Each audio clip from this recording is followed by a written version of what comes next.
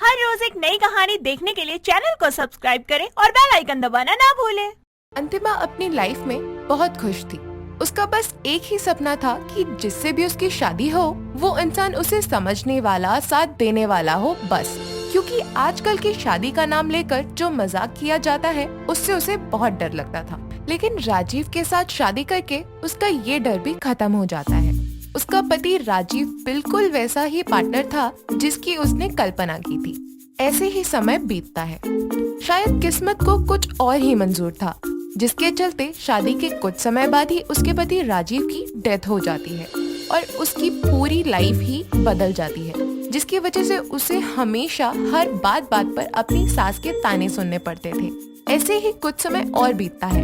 एक दिन अंतिमा किचन में काम कर रही होती है, तभी उसकी सास कलावती उसे आवाज देकर बोलती है, बहू, ओ अंतिमा बहू, जरा 2 कप चाय ले आओ, ममता आंटी आई है। जी माँ जी, अभी लाती हूँ। कुछ समय बाद अंतिमा कलावती और ममता के लिए चाय लेकर आती है और चाय को टेबल पर रखकर किचन में वापस चली जाती है। उसके जाने के बाद ममता कलावती से कहती है, कलावती, एक दोस्त होने के नाते तुझे बोल रही हूँ, तेरी बहू विधवा है, साथ ही जवान और सुंदर भी है। अगर ऐसे रोज रोज बन ठन कर बाहर जाएगी तो लोग तो बातें करेंगे ही ना। ममता बात तो सही कह रही है, मैं आज ही अपनी बहू को बोलती हूँ, उसे कहीं जाने की जरूरत नहीं है, वही सही होगा। तेरी बहू जवान और सुंदर है, अभी इसकी उम्र थोड़ी है विधवा होने की, इसलिए अपनी बहू पर नजर रखियो, ठीक है? अब मैं चलती हूँ, फिर आऊंगी। ममता इतना कहकर वहाँ से चली जाती है। कुछ समय बाद अंतिमा अपनी सास के पास आती है और कहती है, माँ जी, मुझे किचन का थोड़ा सामान लेकर आना है, तो मैं मार्केट जाकर आती हूँ। कोई जरूरत नहीं है बहू मार्केट जाने की, मुझे बता क्या लाना है, मैं ला कर दूंगी। लेकिन माँ जी, मैं क्यों नहीं जा सकती? बोल दिया ना नहीं तो बस नहीं। लोगों की बातों में आकर कलावती अपनी बहू अंतिमा का घर से बाहर निकलना तक बंद कर देती है, जिससे उस पर किसी की नजर ना पड़े। ऐसे ही कुछ समय और बीतता है। तभी एक दिन अंतिमा नहा धोकर अपने घर की छत पर अपने बालों को सुखा रही होती है, जिसे पड़ोस के छत पर खड़े कुछ लड़के बहुत ध्यान से देख रहे होते हैं। तभी उसकी सास कलावती छत पर आती है और उसकी नजर सामने छत पर खड़े लड़कों पर जाती है, जो कि उसकी बहू को देख रहे होते हैं। ये देखकर कलावती अपनी बहू का हाथ पकड़कर उसे नीचे लेकर आती है और कहती है, क्या बात है बहू, बहुत मजा आ रहा है अपनी जवानी और सुंदरता की नुमाइश करते हुए। माँ जी, ये सब आप क्या बोल रही हैं? सही तो कह रही हूँ, पड़ोसी की छत पर जो लड़के खड़े थे उन्हीं को दिखा रही थी ना, तो ये अपनी सुंदरता और अपनी जवानी। बस करिए माँ जी, ऐसे शब्द अपनी बहू को कौन बोलता है? आपको जरा भी शर्म नहीं आती? मैं तो सिर्फ बालों को सुखा रही थी। अपनी कसम माँ जी, मैंने तो उन लड़कों को देखा तक नहीं। बहू, तुझे इतना बड़ा घर कम पड़ गया था क्या अपने बालों को सुखाने के लिए, जो तू छत पर गई थी? अरे सीधा सीधा बोल, तुझे अपनी जवानी और सुंदरता को दिखाना था उन लड़कों को, ताकि उन्हें भी पता चले कि तू कितनी सुंदर है। क्योंकि अब मैं तुझे घर के बाहर नहीं जाने देती, इसलिए तूने सोचा कि क्यों ना छत पर जाकर ही सबको दिखाकर मजे ले लूं। बस करिए माँ जी, मुझे अपनी जवानी और सुंदरता की नुमाइश करने की कोई जरूरत नहीं है, क्योंकि मुझे फर्क नहीं पड़ता कि अब कोई मेरे बारे में क्या सोचता है। दूसरी बात ये है कि मैं आपके घर की बहू हूँ, जिसके नाते मुझे अपनी सीमाएं अच्छे से पता है। लेकिन आज ये सब बोलकर आपने मुझे बहुत दुखी किया। अगर ऐसी ही बात है ना, तो आज इस परेशानी को जड़ से खत्म कर दे। कटवा दे अपने इन बालों को, ना ज्यादा बड़े होंगे, ना इनको सूखने में ज्यादा समय लगेगा। नहीं माँ जी, ऐसा मत करिए। आप जानती हैं मुझे मेरे लंबे बालों से कितना प्यार है। प्लीज मेरे बाल मत कटवाइए, प्लीज। आज के बाद मैं छत पर कभी नहीं जाऊंगी। क्यों बहू, क्या हुआ? जब तेरा पति ही नहीं है तो अपने इन बालों से तू अपनी सुंदरता क्यों बढ़ा रही है? किसको दिखाना है तुझे अपने लंबे बालों को? बहू, इनको तुझे कटवाना ही पड़ेगा। इतना कहकर कलावती अपनी बहू की जवानी और सुंदरता से डरकर उसके काले घने लंबे बालों को छोटा करवा देती है, जिससे उसकी सुंदरता में थोड़ी कमी आ जाए और उसे कोई भी नजर उठाकर ना देखे। अपने साथ हुए इस बर्ताव से अंतिमा अंदर से बिल्कुल टूट जाती है और अपने कमरे में बैठी रो रही होती है कि तभी उसके पति का दोस्त अर्जुन उसके घर पर आता है और अंतिमा को आवाज देता है, जिस पर अंतिमा सिर पर पल्लू लेकर कमरे से बाहर आती है और कहती है, क्या बात है अर्जुन जी, आज आपका यहाँ आना कैसे हुआ? कुछ नहीं भाभी जी, बस यहीं से गुजर रहा था तो सोचा आपसे और आंटी से मिलता चलूं। अफसोस माँ जी तो घर पर नहीं है। आप बताइए, सब ठीक है? आपकी वाइफ कैसी है? जी भाभी जी, सब आप लोगों का आशीर्वाद है और सब कुछ ठीक है। भाभी एक बात बताइए, आपने मेरे सामने ऐसे पल्लू क्यों कर रखा है?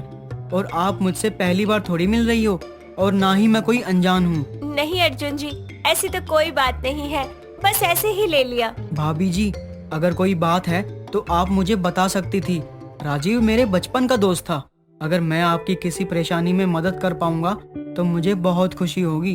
अर्जुन और अंतिमा बात ही कर रहे होते हैं कि तभी उसकी सास कलावती घर वापस आती है और अपनी बहू के साथ अपने बेटे के दोस्त को देखकर जोर जोर से चिल्लाते हुए कहती है, हे भगवान, बस यही देखना बाकी रह गया था। अब मेरे पीछे से तू लड़कों को अपने घर में भी बुलाने लगी। माँ जी चुप हो जाइए, कम से कम बाहर वालों के सामने तो मेरी इज्जत खराब मत करिए। चुप कर तू कलमुही, तू तो यही चाहती है कि सब तेरी सुंदरता और जवानी की तारीफ करे, तेरे पीछे पड़े रहे। मेरे रहते हुए कभी ऐसा नहीं होगा। आंटी जी आप ये सब क्या बोले जा रही हैं? ऐसा कुछ भी नहीं है। भाभी जी ने मुझे नहीं बुलाया है, मैं तो खुद अपनी मर्जी से आया था। आप लोगों से मिलने के लिए यहाँ आया था तो पता चला कि आप घर पर नहीं हैं, इसलिए बस मैं अभी जाने ही वाला था। जैसे आप बोल रही हैं ना, उसे देखकर लगता है कि आपकी सोच बहुत छोटी है आंटी जी। बेटा तेरी गलती नहीं है, तू तो एक लड़का है। जब यही बन सवर कर घूमेगी तो कोई भी फिसल जाएगा। यही अपनी जवानी को संभाल नहीं पा रही, बताओ आज तो इसने मेरी नाक ही कटवा दी। बस करिए आंटी जी, आप ये सब क्या बोल रही हो? मुझे लगता है मैंने यहाँ आकर गलती कर दी।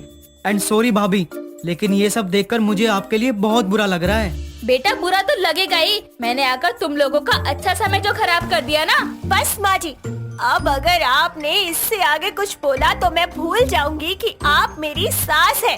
आज तक आपने मेरे साथ जो भी गलत किया मैंने सब बर्दाश्त किया। आपने आज मेरे चरित्र पर उंगली उठाकर सारी हदें पार कर दी है। मैं जवानी में विधवा हो गई, इसमें मेरी क्या गलती है? मुझे जवानी में लोग विधवा देखकर तरह तरह की बातें बनाते हैं, तो इसमें मेरी क्या गलती है? मुझे बस इतना बताइए मेरी गलती कहाँ थी? आज तक आपने मेरे साथ जो भी गलत किया मैंने उसका कभी कोई पलट जवाब नहीं दिया। सोचिए ना, मुझे भी तो शिकायत का मौका है ना आपसे। मुझे दुख नहीं होता अपने विधवा होने का? मैंने ऐसा क्या कर दिया जो आप हमेशा मुझे ऐसे बोलती रहती है? मैं कहीं अकेले बाहर नहीं जा सकती, कोई रंगीन कपड़ा नहीं पहन सकती, अपनी मर्जी का खा नहीं सकती, किसी से ऊंची आवाज में बात नहीं कर सकती, किसी अनजान से तो बिल्कुल नहीं कर सकती। क्यों? हर तरफ से मैं ही गलत क्यों हूँ? बताइए ना, अगर मैं विधवा हो गई तो क्या मुझसे मेरी जिंदगी जीने का हक ही छीन लिया जाएगा? अपनी बहू की सारी बातें सुनने के बाद कलावती को अपनी गलती का एहसास होता है और वो तुरंत अपनी बहू को रोकती है। साथ ही अर्जुन और अपनी बहू को गलत कहने और समझने के लिए उनसे माफी मांगती है। सुहानी लाल कलर के प्यारे सी ड्रेस को पहने हुए सज धज कर रेस्टोरेंट में टेबल पर राज का इंतजार करते हुए खुद से बोलती है, आज मैं राज को अपने दिल की बात बता दूंगी कि मैं उससे कितना प्यार करती हूँ। मैंने देखा है उसकी आंखों में कि वो भी मुझे बहुत प्यार करता है। सुहानी ये सब बोल ही रही होती है कि तभी राज सामने से चलकर आ रहा होता है और सुहानी को लाल ड्रेस में सजा हुआ देखकर राज उसे निहारता रह जाता है और सुहानी उसके पास आकर बोलती है, अरे देखते ही रहोगे अब कि चलोगे भी? देखो मैंने तुम्हारे लिए कितना कुछ ऑर्डर किया है। सुहानी उसे चेयर पर बैठा देती है, जिसके बाद वो उसे ऑर्डर किया हुआ खाना अपने हाथों से सर्व करती है। राज खाना खाते हुए सुहानी को देखने लगता है कि तभी सुहानी एक बार फिर उससे बोलती है, तो बताओ कैसा लगा? मैंने सब कुछ तुम्हारा फेवरेट ऑर्डर किया था, तुम्हें ये सब पसंद है ना? हाँ थैंक यू सुहानी। काश राज तुम एक बार पूछ तो लेते कि मैंने तुम्हें यहाँ क्यों बुलाया है। आज स्पेशल तुम्हारे लिए मैंने रेड कलर का सूट पहना और तुमने तारीफ भी नहीं की। सुहानी खा लिया मैंने, चलें घर अब? अरे ये तो बताओ कि मैं इस सूट में कैसी लग रही हूँ? तुम जो भी पहनो सब कुछ तुम पर बहुत अच्छा लगता है। राज जैसे ही खाना खाकर टेबल से उठता है, सुहानी उसके करीब जाकर उसे बोलती है, वो राज, मैं तुमसे बहुत प्यार करती हूँ, मैं तुमसे शादी भी करना चाहती हूँ। I really really love you. Suhani की बात सुनकर राज बात को टालने की कोशिश करते हुए उससे बोलता है, सुहानी, रात काफी हो गई है, चलो मैं तुम्हें घर ड्रॉप कर दूं। मैंने तुमसे कुछ कहा था ना, कुछ पूछा था, तुम मेरी बात का जवाब नहीं दे रहे हो और उसे टाल रहे हो। मैंने तुम्हारी आंखों में देखा है कि तुम मुझे बहुत चाहते हो, फिर मुझे खुद से दूर क्यों कर रहे हो राज? कुछ नहीं है, घर चलो, तुम्हारी माँ परेशान हो रही होंगी। वो कहते हैं ना, जब हमें किसी से प्यार होता है तो हम उसकी आंखें पढ़ सकते हैं। सुहानी ये जानती थी कि राज भी उससे प्यार करता है, फिर वो क्या वजह है जो उसे सुहानी से दूर होना पड़ा। राज सुहानी को अपनी कार में बैठाकर उसके घर ड्रॉप करता है, जहाँ रूपाली बोलती है, अरे सुहानी, आ गई बेटा तू? आओ राज बेटा, तुम दोनों बैठो, मैं तुम्हारे लिए पानी लेकर आती हूँ। नहीं आंटी जी, मैं जरा जल्दी में हूँ, फिर कभी। राज के जाने के बाद रूपाली किचन में जाकर रोते हुए खुद से बोलती है, हे भगवान, और क्या क्या देखना बाकी रह गया। आज अगर मेरा बेटा संभव जिंदा होता तो मेरी बहू की आज ये हालत ना होती, ना वो विधवा होती, ना उसे सदमा लगता, और ना ही आज वो खुद को कुंवारी समझती। उसे तो ये भी याद नहीं है कि मैं उसकी माँ नहीं, सास हूँ। आखिर रूपाली कौन से पलों को याद कर रही है? आइए जानने के लिए कहानी में थोड़ा पीछे की तरफ बढ़ते हैं। सुहानी और राज कॉलेज में एक साथ पढ़ते थे। रोज की तरह वो दोनों बातें कर रहे होते हैं, जहाँ राज बोलता है, यार सुहानी, ये मल्टी कलर की ड्रेस तुम पर बहुत जच रही है, अच्छी लग रही हो आज तुम। अरे राज कब बताएगा इसे कि तू इसे कितना प्यार करने लगा है? थैंक यू राज, तुम्हें तो पता ही है कि मुझे रंगों से कितना प्यार है, फिर हमारी जिंदगी रंगों के बिना कितनी अधूरी है। तुम तो जानते ही हो कि रंगों के बिना कोई जिंदगी नहीं होती। दोनों बातें कर ही रहे होते हैं कि तभी उस कॉलेज में न्यू एडमिशन लिए संभव नाम का लड़का आता है और उनसे बोलता है, हेलो गाइस, मेरा नाम संभव है और मैं इस कॉलेज में नया हूँ। क्या आप ये मेरे को रूम नंबर बता सकते हैं कहाँ पे होगा? संभव को देखकर सुहानी को उससे पहली नजर में ही प्यार हो जाता है और वो बोलती है, जी हाँ, आइए मेरे साथ, मैं दिखा देती हूँ आपको क्लास।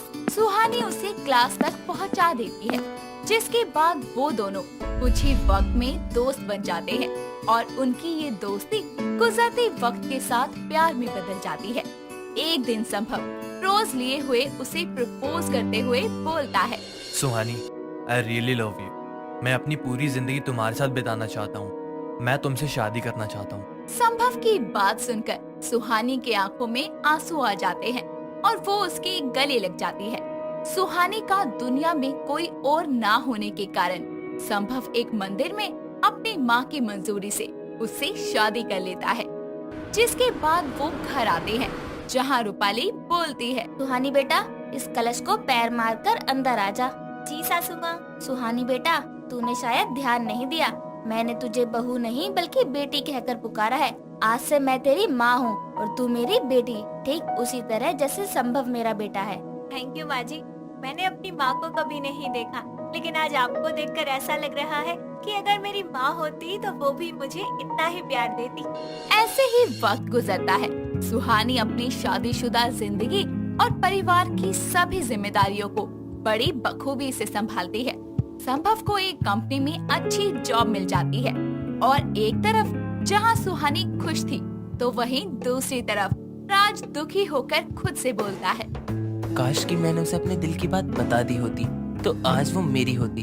खैर, प्यार सिर्फ पाना नहीं होता, वो खुश है तो मैं उसे खुश देखकर जी लूंगा। सुहानी, मैं तुम्हें कभी नहीं भूल सकता। वक्त गुजरता है। सुहानी की शादी को ऐसे ही 6 महीने बीत जाते हैं। एक दिन उसे सुबह सुबह चक्कर आते हैं और वो किचन में ही बेहोश हो जाती है। रूपाली ये देखकर फौरन डॉक्टर को कॉल करके बुला लेती है, जहां डॉक्टर बताते हैं कि सुहानी प्रेग्नेंट है। तभी संभव बोलता है, माँ सुना आपने, आप दादी बनने वाली हैं। हाँ बेटा, और तू पापा बनने वाला है, मुबारक हो। इस खबर को सुनकर संभव बेहद खुश हो जाता है, जिसके बाद वो दोनों इस खुशी को सेलिब्रेट करने बाहर जा ही रहे होते हैं कि तभी सामने से आ रही दूसरी गाड़ी से उनकी टक्कर हो जाती है और उस एक्सीडेंट में ऑन द स्पॉट संभव की मौत हो जाती है और सुहानी का मिसकैरेज हो जाता है।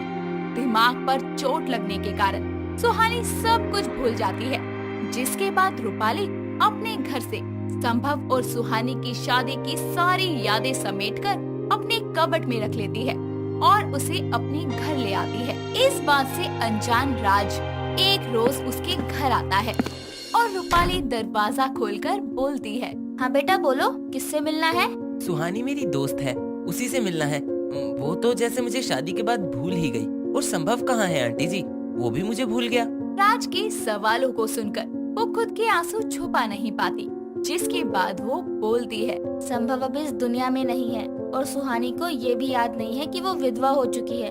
ऊपर वाले ने उसकी जिंदगी के सारे रंग छीन लिए। अपने प्यार सुहानी को ऐसे हालत में देखकर संभव टूट जाता है, लेकिन खुद को संभाल लेता है और फिर वो रूपाली के घर में बार बार सुहानी की केयर के लिए आने लगता है, जिसके बाद वो सुहानी के साथ काफी वक्त बिताता है।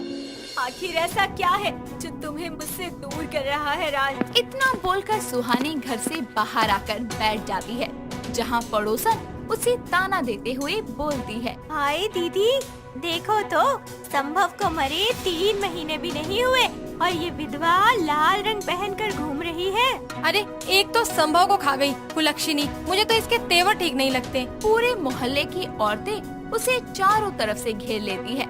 ये सब देखकर रूपाली राज को कॉल करके बुलाती है और राज उनके बीच में आकर बोलता है, हटो सब के सब, ये क्या कर रहे हो आप सब? एक औरत होकर भी आप लोग एक दूसरी औरत पर हाथ उठा रहे हो। शर्म आनी चाहिए आप सबको।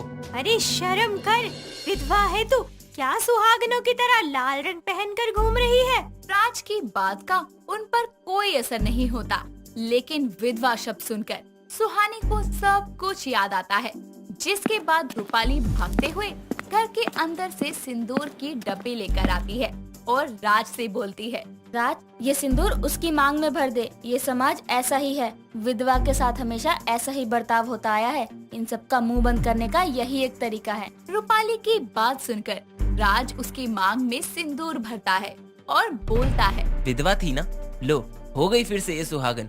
चली जाओ अब आप सब, वरना मजबूरन मुझे पुलिस को बुलाना पड़ेगा। सभी वहाँ से चली जाती हैं और राज उसे बोलता है, तुम्हें क्या लगता है कि मुझे तुमसे प्यार नहीं, कॉलेज के वक्त से चाहता था तुम्हें, लेकिन कह नहीं पाया। आज तुम मेरी सुहागन बन गई। मुझे सब कुछ याद आ गया है कि मैं एक विधवा हूँ, लेकिन आज एक बार फिर से मैं सुहागन हो गई।